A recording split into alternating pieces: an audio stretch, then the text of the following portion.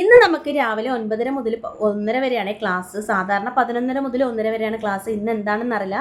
Special class ആണെന്ന് തോന്നുന്നു. അപ്പം ഞാൻ രാവിലെ തന്നെ ഫുഡൊന്നും കഴിക്കാതെ വന്നുകൊണ്ട് ഹോട്ടലിൽ കയറി ചായയൊക്കെ കുടിച്ചിട്ടുണ്ടായിരുന്നു. പിന്നെ ക്ലാസ്സിൽ വന്നപ്പോൾ ഇതേ ക്ലാസ്സിൽ ആരുമില്ല. 9:45 ആയിട്ടുണ്ടായിരുന്നു. ക്ലാസ്സിൽ ആരും ഉണ്ടായിരുന്നത് ഞാൻ മാത്രമേ ഉണ്ടായിരുന്നുള്ളൂ.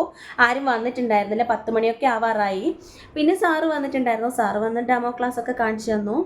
പിന്നെ നമ്മൾ ഓണത്തിൻ്റെ ഡാൻസ് പ്രോഗ്രാമിന് വേണ്ടി പ്രാക്ടീസിന് വേണ്ടി ഉച്ചയ്ക്ക് ശേഷം ഫുഡൊക്കെ കഴിച്ചിട്ട് ഡാൻസ് പ്രാക്ടീസിന് വേണ്ടി ക്ലാസ് കയറിയിട്ടുണ്ട്. ഡാൻസൊക്കെ കഴിഞ്ഞ് നമ്മൾ നേരെ താഴെയുള്ള ഒരു ചായക്കടയിലേക്കാണ് പോയിട്ടുണ്ടായിരുന്നത്.